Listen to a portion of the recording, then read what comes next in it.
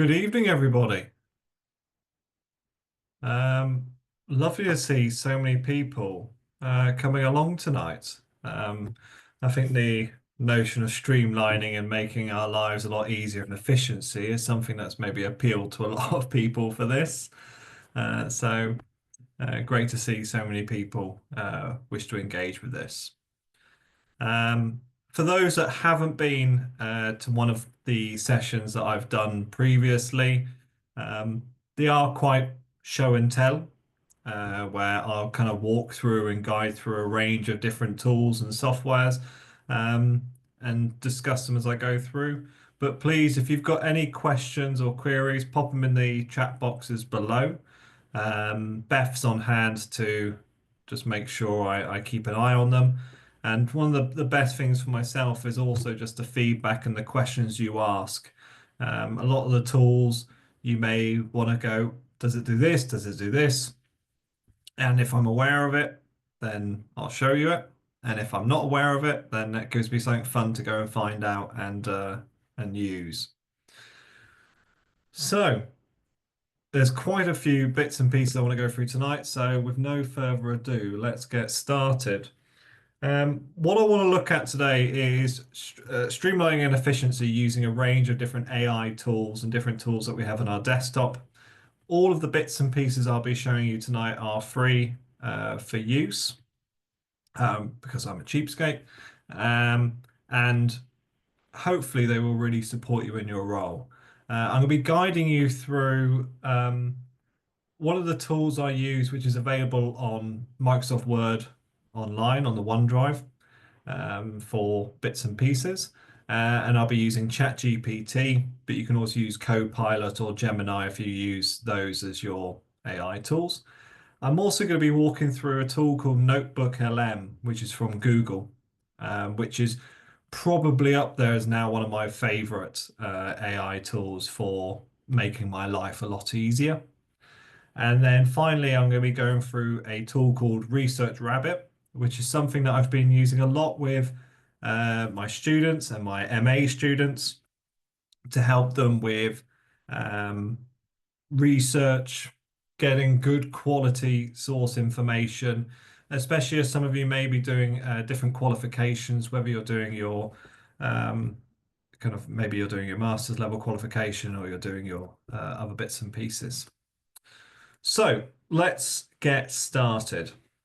I will share my screen and hopefully you will be able to see the window.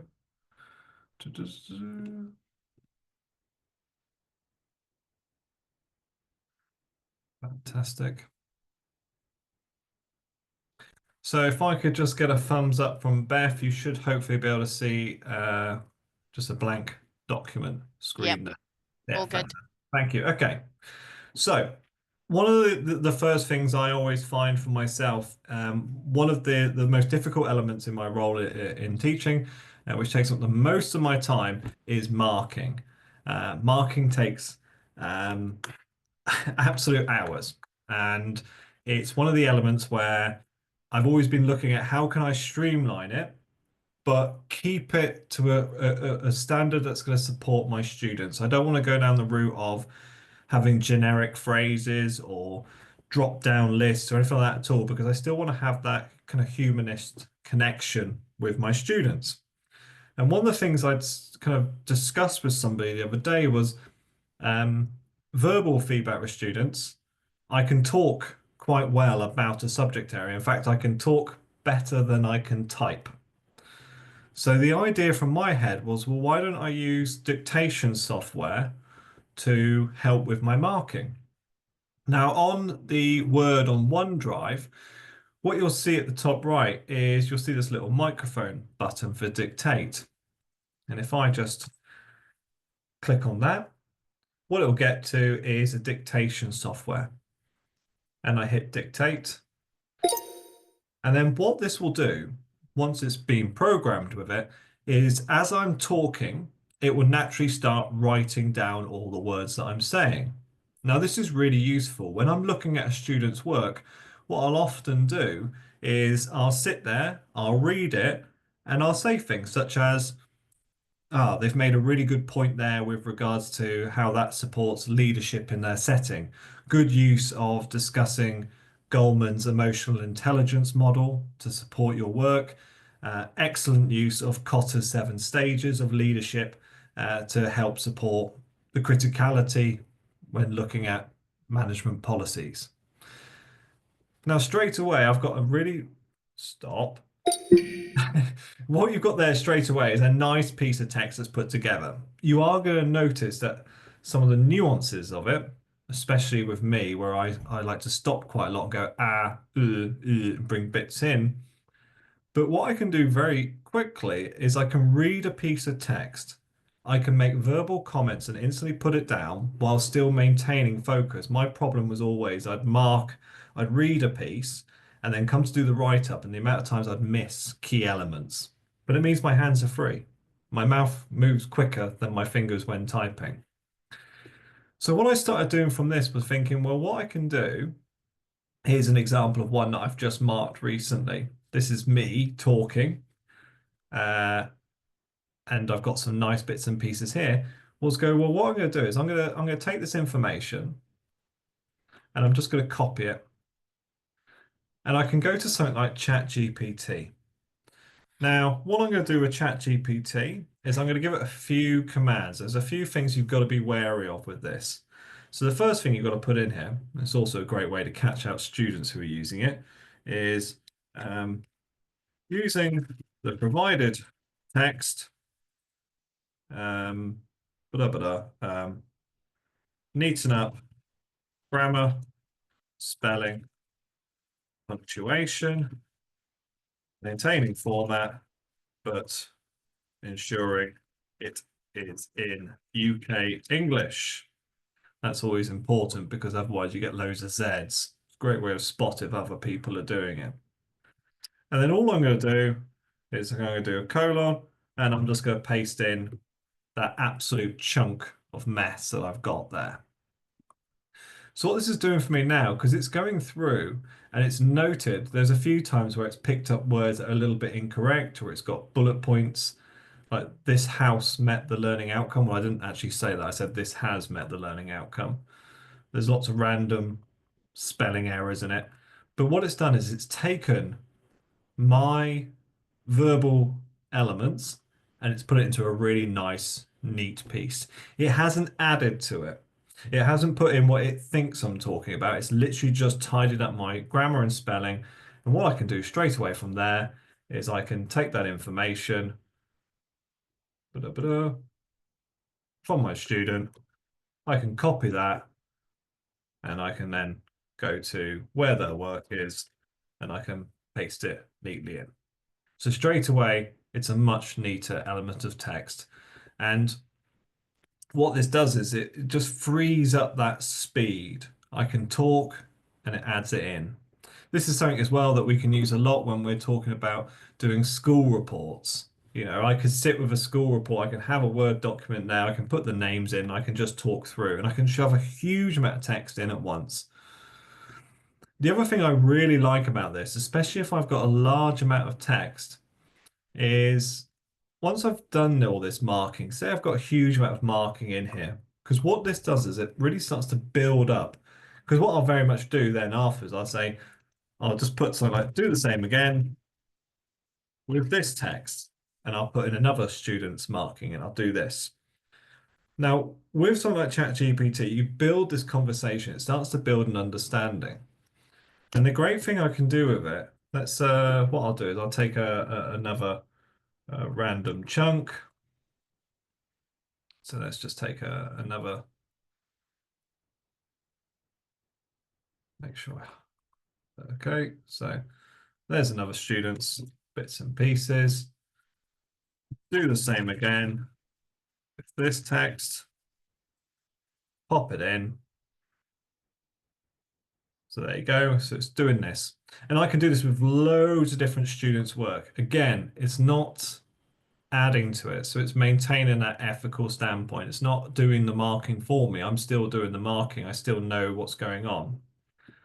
But when I've got lots of them, there's a few things from my own perspective. What I can do is I can go based on this marking. what are the main areas that my students need to develop?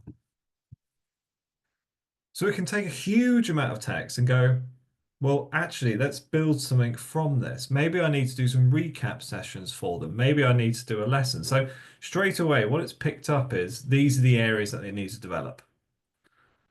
What are the strengths of my students' work?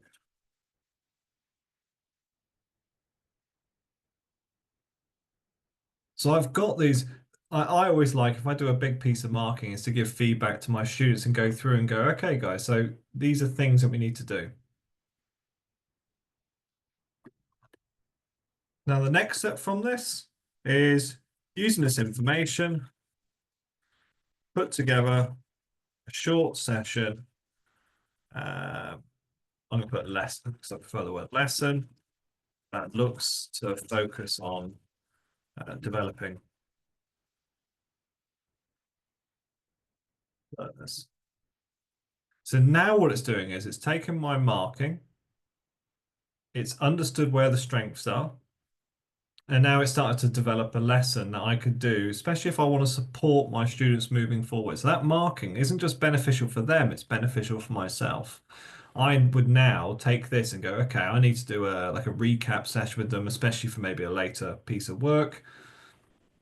And these are the things it says I need to be doing with them. So straight away, that marking now has value to both my learners and to myself. And especially when you've got a huge amount of data in there, when you've got a learner's work. So make a handout that supports these areas with examples. So again, that marking, it has value. It has additional things. So what this is doing for me is it's creating a nice little neat handout. Because what I may want to do instead is give this to my students. There we go. So these are some little elements. Again, it's going to be linked to the key fields that I've talked about.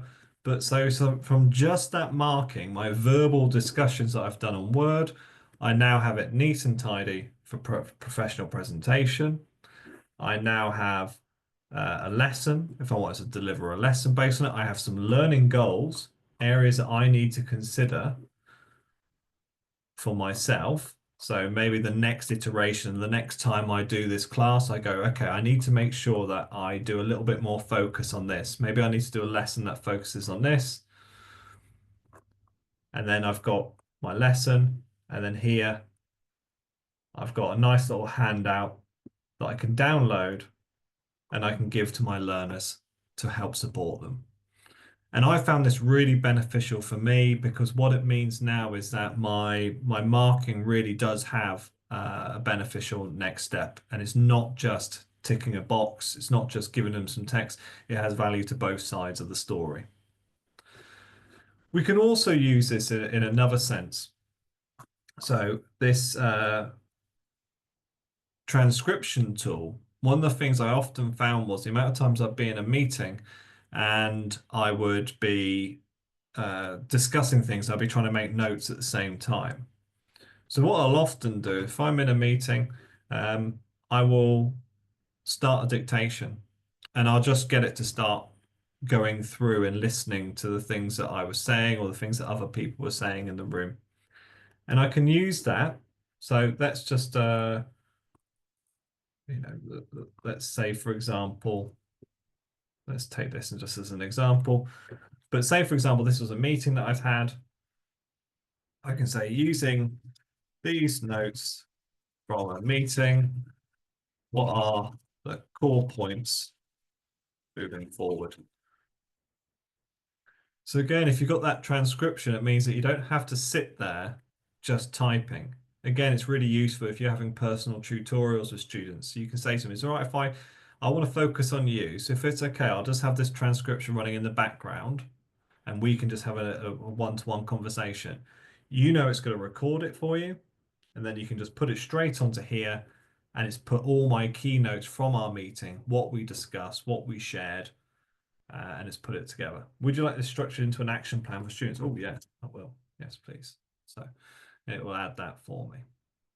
So this is just using a very basic tool that's been sat on Word for a long time and is still, not often that much. Now, from the settings, you can pick different languages, and it will pick up, I think Welsh, it was on there, but I'm not sure if they still have it. No, unfortunately, they don't. You can get extra Welsh on there. There is a different tool for it, which I will find. But you can pick if there are other languages. But you can, with something like ChatGPT, if you wanted to, you can actually. So let's say this uh, on this plan, translate to Welsh. There we go.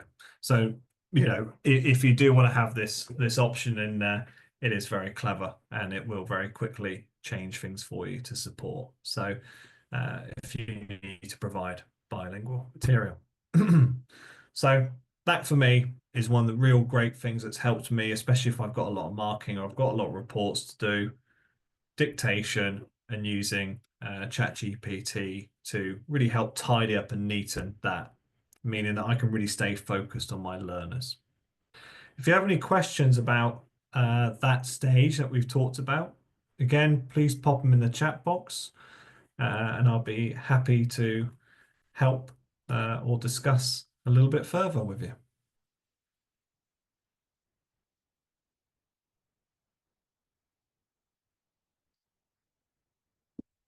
There's my Welsh.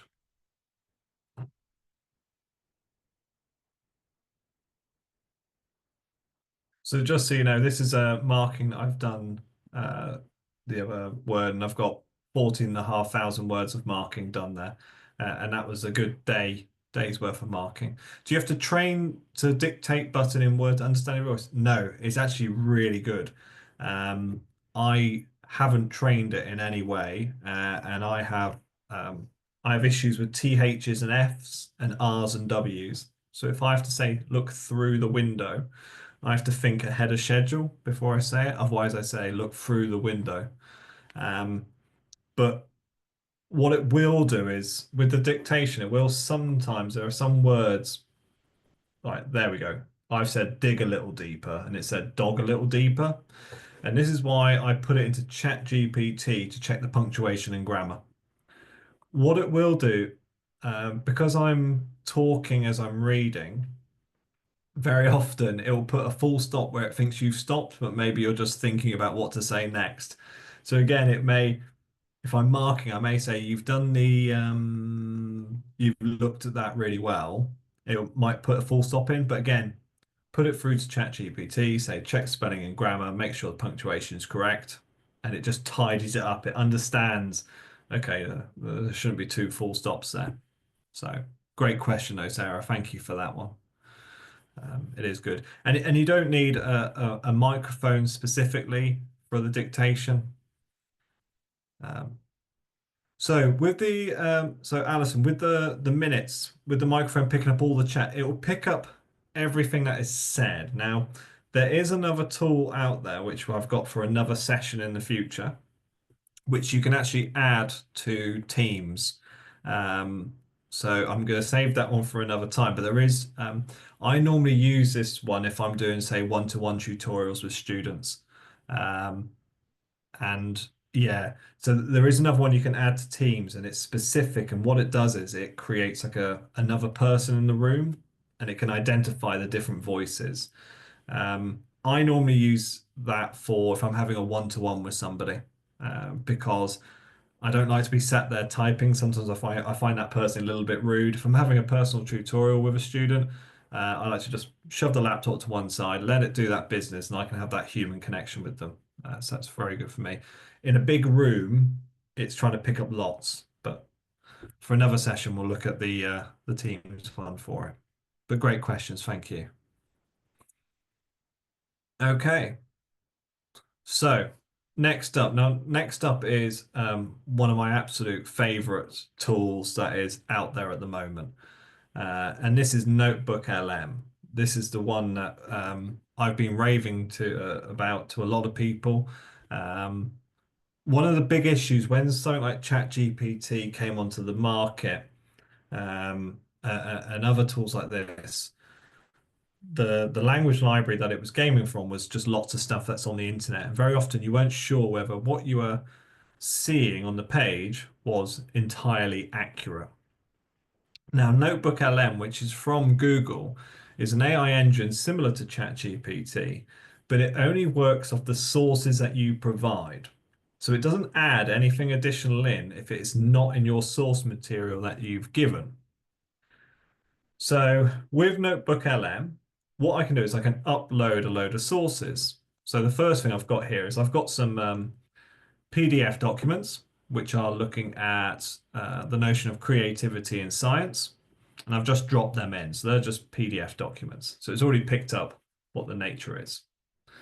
And then what I can do is I can add other sources in here. So let's say I've got a YouTube link. So I've got one on the great Ken Robinson. If you've not watched Ken Robinson's Schools Do Schools Kill Creativity video on TED Talks, I highly recommend it. He's an absolutely wonderful gentleman and top guy. So I can put a web link in here as well. So I'll post that in. And I can add other sources. So let's say, for example, I want to put a website in here. So I've got the annual report for Curriculum for Wales from Welsh Government, which I won't lie, is a whopping document that I'm not going to read. But what I'm going to do is I'm going to put this web link in there and I'm going to insert it. So what I've effectively done is I've created like a miniature chat GPT, but the only knowledge it has is the source material I've given it. It can only base the questions off the tools I've given it. Now, there's several amazing things with this. And the first thing I love from it is, I'm going to show you here on the right-hand side, because I need to generate it, is what's called the studio. Now, for some of you, you may like a podcast. I quite like a podcast. And what this has in it is what's called a deep dive conversation with two hosts. And I can customize my podcast. So what I'm going to ask it to do is I would like you, in this podcast, I'd like you to discuss the nature of creativity in schools and the future for Wales. I'd like you to talk about how science supports creative approaches for students, the areas we need to develop as teachers, and lessons learned for the future and how this meets the national curriculum guidelines. Right, so that's working in the background. Now, what that is doing for me is it's going to make a podcast conversation between two people, and they are going to be talking about the things that I've asked it to do. But it's only going to do it off the source material I've given it. It's not going to come up with anything random. That's not part of it. Um, yeah, so all of these are ethically sound to use in schools. With regards to school policy, the key thing I'm going for tonight is that everything is based off your feedback anyway.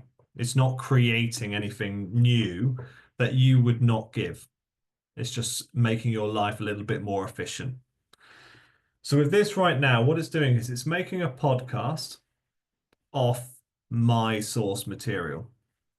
Now, what I'll do is I'll just put that to one side while it's playing around with it in the background. It does take a little bit of time to go through. But you can see how straight away what it's done is it's taken these bits of information and it's summarized the key information from it. Now, what I can do from this, if I've got this great information, I can say, okay, using the information provided, what are the 5 key takeaways and how do they link to the national curriculum for Wales? And what it's going to do is it can only provide answers based off the source material I've given.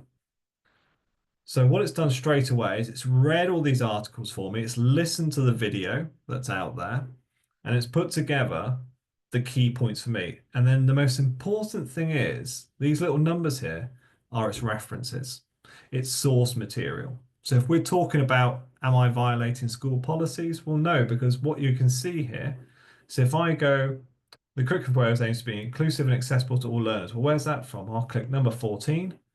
It will go straight to the source.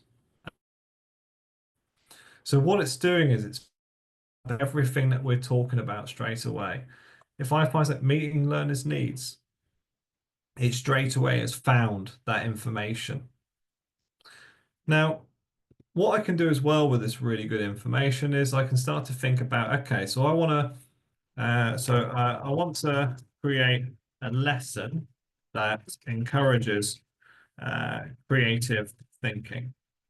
Using the source material, what 4 activities could I do for a group of, uh, say 16 to 19? I'm just going to go 16 to 19-year-olds on a health and social care course. I'm just making it up. And what it's going to do, again, it's just basing it purely off these source materials here. And it's read the key things. And again, the most important thing, it's given me the source of where it's come from. So here it's got creative problem solving. Pose a complex real-world problem related to health and social care that requires innovative solutions. I'll click on number 1 and it'll go, where's that from? There we go. The following activities have a potential to increase the possibility for students' creativity to emerge. And then it's given an example.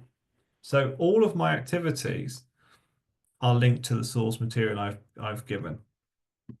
Straight away, you've got this really nice tool. Now, while that's been going on in the background, we now have my podcast. So hopefully you can hear this. If you can't hear it, please do say, but I'll show you what it sounds like. Welcome to our deep dive today, where we're going to be tackling a pretty intriguing question. We often hear that science is all about rigid rules and memorization, and that it leaves very little room for creativity. But is that really the case? What does science itself have to say about creativity, especially when it comes to how we teach it?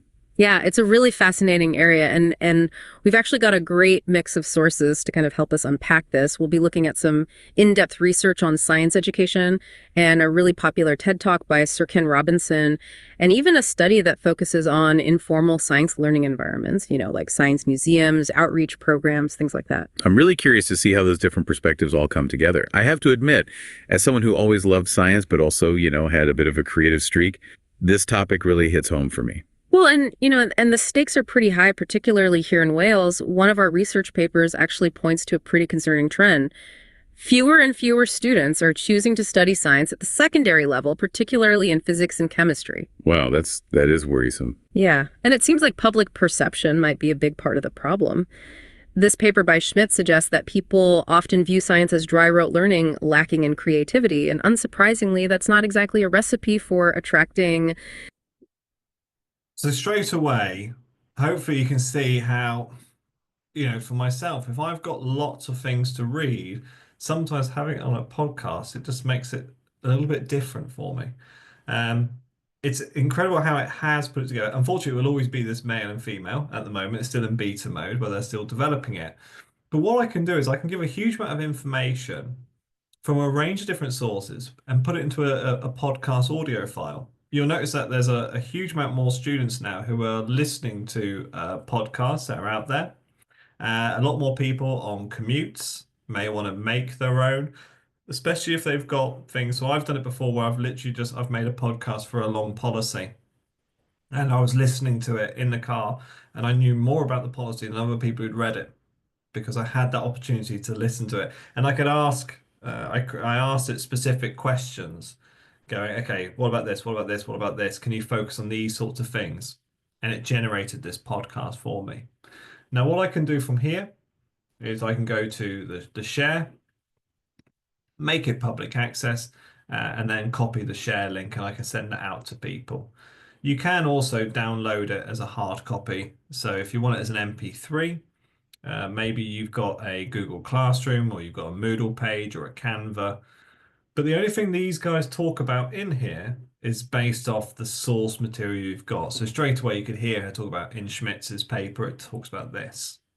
Now, for anyone who's going on currently doing any sort of academic research as well, it's so useful if you've got a huge amount of stuff that rather than sat there reading through journals, sometimes it's great to just go, I'm just going to put these 8 journals in, or a link to a book or a web page, because you can have links to books on there or ebooks, and go, can you just make something that's nice for me to listen to?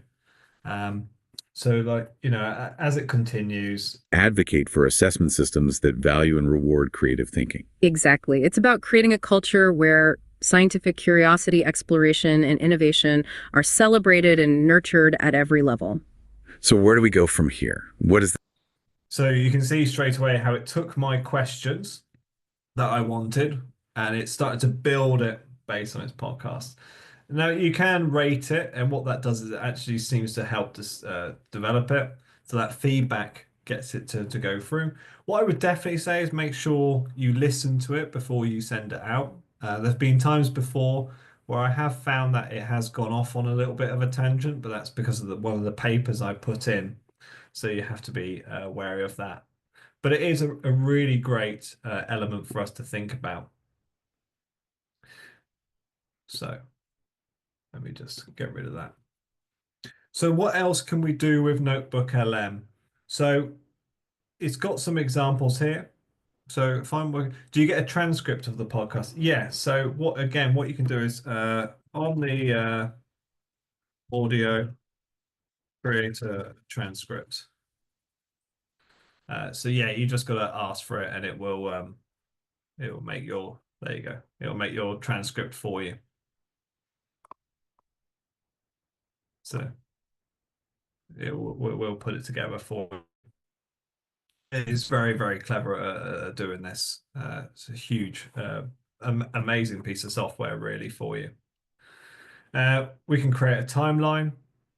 So what it's going to do for me now, especially if you've got lots of information, it may make a little timeline for you. So there we go. It's made a very nice timeline for me. Useful if you're doing a lot of work on policy. I can assure you of that. What I also like with this, again, if you're working, make a multiple choice quiz worksheet based on these sources. So again, it's a really nice thing to have in there, because what it's going to do is it's only going to make it off the information you've given. So it's not going to come up with dubious questions. Again, it's a little bit difficult for this one because it's qualitative reports that it's looking at. But you may want to put in there a PDF of a fun sort of document. You've also got these elements such as briefing documents and other notes in there.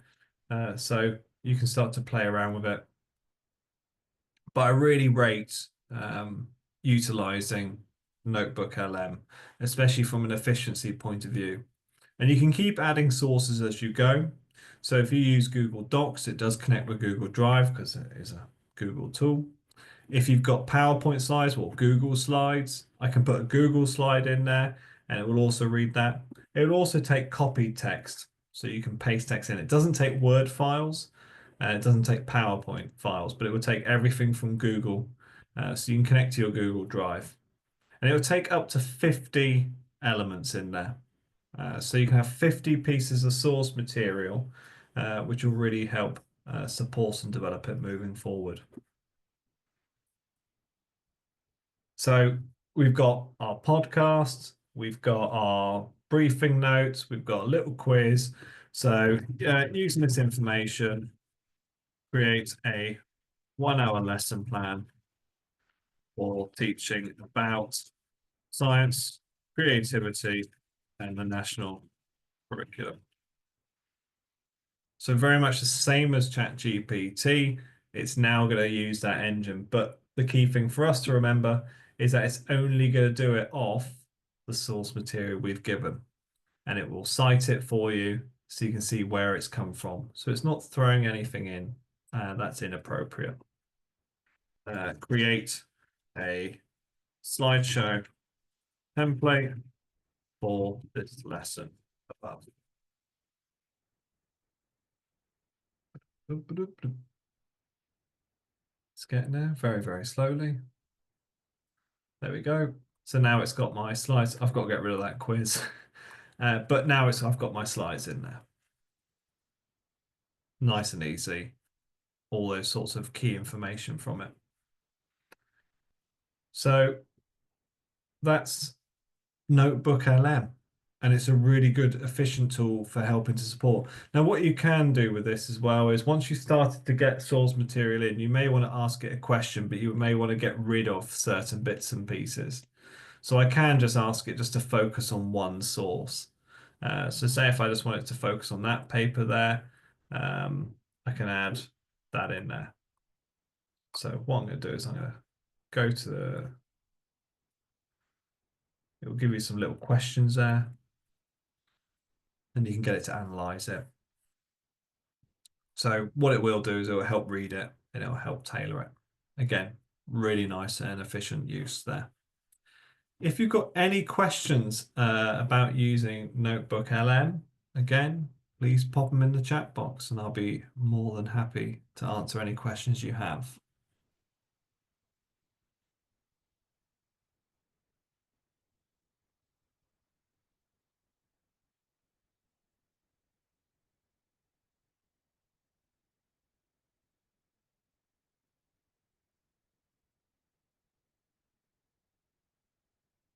So will it produce images or anything other than text or podcast? So no, it's this one isn't a generative image creation tool.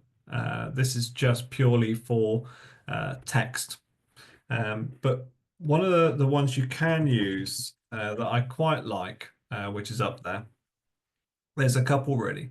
So Copilot is one that does do um, generative imaging, and I will go through that one actually for you. I'll go through a few of the generative imaging ones to help speed up. Do you need to sign in? Is it free? So you log into Notebook LM with your Gmail account, and it is free, completely free, because remember, Jules is a cheapskate and doesn't pay for software. So yeah, completely free. It is still in beta mode, which means they are enhancing it as it goes along. I know from discussions with some people from Google, they are intending to have it so that the audio is in a range of different languages as well. So the intention is hopefully in the future they will have it in Welsh, they will have it in Bulgarian or Polish or Slovakian or anything like that at all. So the intention is they are going to really develop it. Now, if you are looking for generative imaging, there's a couple of really good tools. So Copilot, if you're a school that uses Microsoft or a setting, there is a tool for that. I will come to that next. Really great question here. So does it maintain academic rigor in the podcast, or is there a compromise? So what it will do from an academic rigor point of view, it's all about the questions that you ask when you look to tailor it. So is it going to be as rigorous as say another podcast, but like a more official one from a university? Maybe not, but it's a great quick overview. That's my key thing. What I always found was because it's only going to make a podcast for about 15 minutes based on the number of sources, and it's only going to be able to use the information that is provided in the text. So, with regards to academic rigor, it's as rigorous as the text you provide.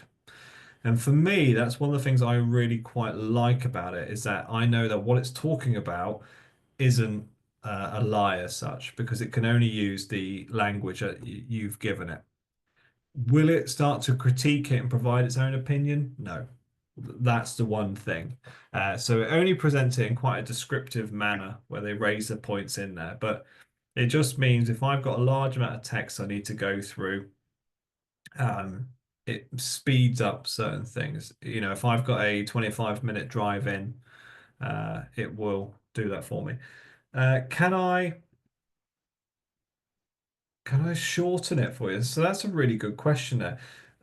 I've never once actually asked it to make it a certain length for me. I've always just found they normally make it around 10 to 15 minutes, but probably I could probably ask it in that question box, could I make it a certain length?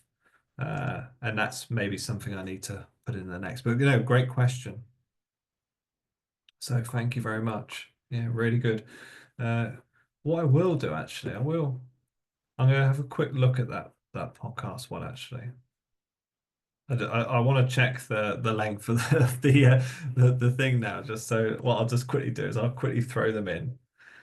So let's try this conversation one. Sorry, it's just putting in my sources. Okay, so customize. Make a 5-minute summary podcast of the documents. I want to see if this works now.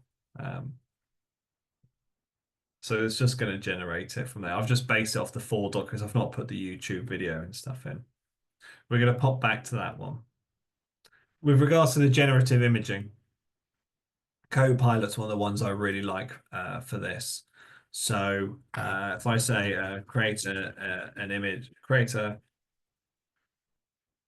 diagram of the heart with labels that students can write in and have each sector color coordinated to in and out. So Copilot is one of the ones it can generate from it. I think it's much better than some of the other ones that is out there. It is still requiring a little bit of work. So Copilot is out there. The other one that you can certainly look at, which we've shown before, is Adobe Firefly. So if you are looking for quick images, so there we go, there's our quick diagram that's put for us. Whether that's correct, I do not know. So redo image above, instead of the words, blank spaces. So Copilot's quite a good one for this one. Adobe Firefly, I always like it. For those that came along to the session on escape rooms and AI escape rooms, I always found this is quite good for creating really nice images, and it also creates short videos as well. So if you're looking for a quick video in the background, so if I want a video of a dragon waving a Welsh flag, and an eagle eating a hot dog behind it. Adobe Firefly will create these bits and pieces for you. So it will just generate this for you. So Adobe Firefly will also create images for you. You just need to keep shouting at it. That's the one of the things that's out there. I'd be interested to see how the video comes along. But if you are looking at images and bits and pieces, Firefly is a really nice one. I had it do some work for me the other day. I wanted a polygonic fox and a rabbit having a cup of tea. So if I, it was quite hard to find one. Polygon style fox and a rabbit having a cup of tea. There was a reason why I specifically wanted that. And what that it made for me was a really nice selection. And this is a completely free tool that's out there for you. It's good if you're, rather than spending ages looking for bits and pieces, but I got my fox and rabbit having a nice cup of tea. And the great thing is these are original created images, and I can put those into my PowerPoint slides to just download those. So rather than scrolling for ages on Google, I can just do that for me. We're going to come back to the video later on to see whether I get my Welsh dragon and a eagle eating a hot dog. This is still generating our conversation. It does take a little bit of time with this one. There you go. So I've asked it to do 5 minutes and it's come back with 20 minutes. I think a lot of the time, so going back to your question, can you alter the length? No. As we've discovered, I asked for 5 minutes and it gave me 20 minutes. I think that the length for a lot of time will be based on the number of sources potentially. So I've given it these sources here. So it's made it for that length there. Just very quickly, one of the other examples of where I've used this before is I've had students who have asked for example assignments. Oh, can I see a waggle? Can I see what a good one looks like? And I'm sometimes a little bit against the idea of giving example assignments because very often what I find is that students either feel they have to copy what's out on there or they suddenly doubt the quality of their work because they go, oh, I'll never write like that student. So what I've done on this previously is I've taken an example assignment and I've popped it into Notebook LM and I've said, have a critique of this assignment. What are the strengths of it? What are the areas that they can develop? And I've sent it as a podcast. And I said, okay, guys, I'm not going to give you an example assignment, but here's a podcast between two people talking about previous assignments. Because a lot of the time it's just the content that I want them to know about and to think about. So it's a nice way of getting it without making students feel pressured. So here's my Welsh dragon and an eagle eating a hot dog video. So there you go. So if you do want generative images or generative videos, and you go, John, I can't find anywhere a dragon waving a Welsh flag and an eagle eating a hot dog. There you go. Hopefully that'll be of use for you. You've also got Copilot. Okay. The next one that I want to look at, the last one really for this evening, is one of the ones that when I I know I showed to a few students, it really did kind of blow them away. And also at the same time, for students who completed their research, it annoyed them massively. One of the things that we find a lot of the time is how do we find good quality source material? And there are different tools out there, such as Google Scholar or Mendeley or Zotero, which have libraries of different information. And what we do very often when we're searching for information is we're looking, we'll put in key terms or phrases. And like a Google search, you'll only find those bits and pieces. So how do we speed up this process? How do we make it more efficient? And one of the tools that came along was called Research Rabbit. And Research Rabbit, what it does, firstly, it has access to an absolutely ginormous database of journal and research articles that's out there. And what I can do from the very start, I'm going to add papers. So I can do a couple of things. I can either upload files that I already know the BibTeX reference for, or I can, if I know the title of a paper, I can put it in there, or I can just put in keywords. So if I'm saying leadership, management, Kotter, I'll put in Simon Sinek as well because I quite like Simon Sinek. I won't put those names. I'll put that one in. And then what this will do is it will search through all the available stuff that's out there on these. And I can do it by subject area as well. So maybe I want to do it by biomedical or life sciences. I'm going to go all subject areas.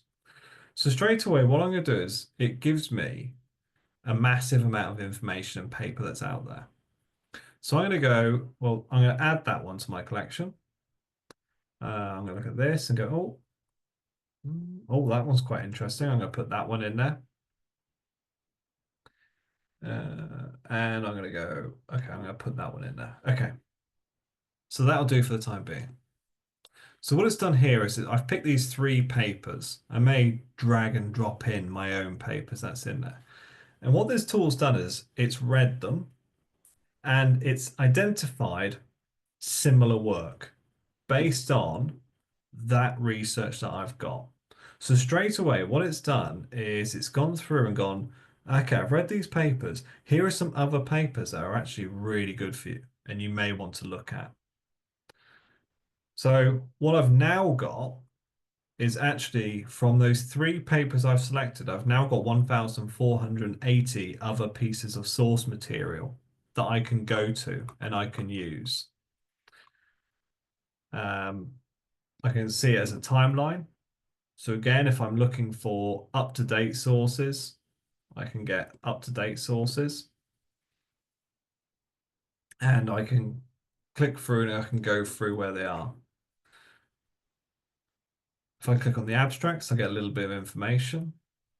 And I'm just going to search. So I'm going to start with, I'm just going to search for a few of these papers. So there we go. And I'm going to go similar. I've just picked one here. I'm going to go similar work. Who else has written about this similarly? Now, what you'll notice straight away is from here, what this does is it looks at who references who.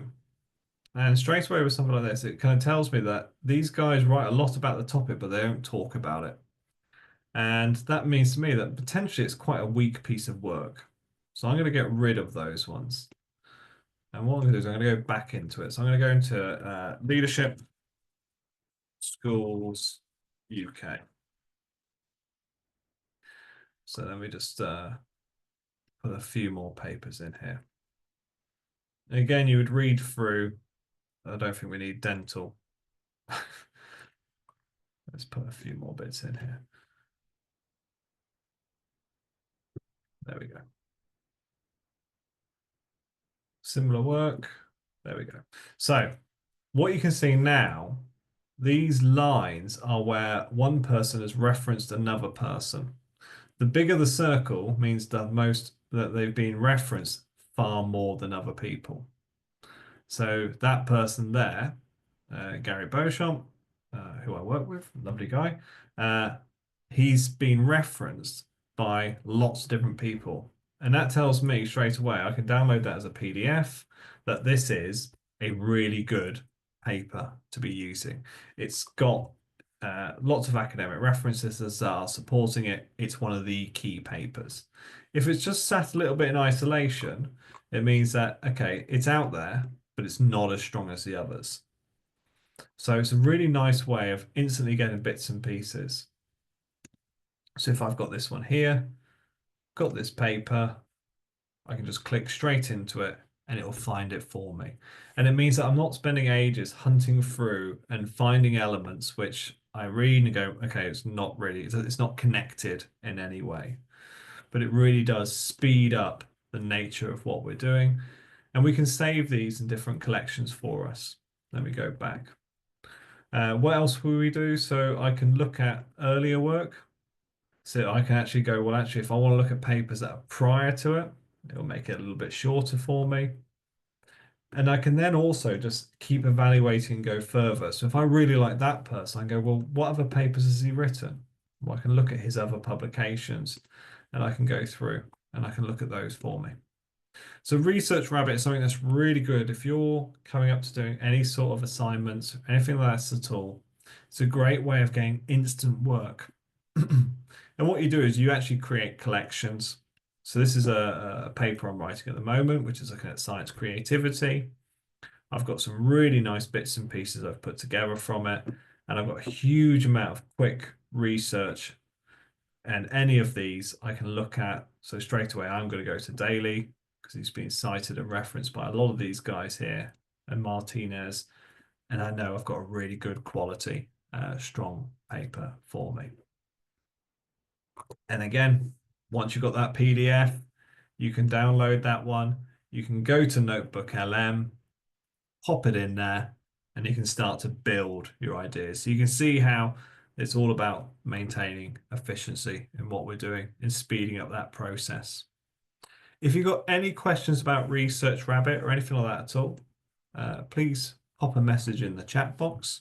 If there's any other questions at all about any of the tools that we've looked at tonight, please pop it in. It is a whistle-stop tour, and your feedback and your comments really do help me to tailor and moving forward.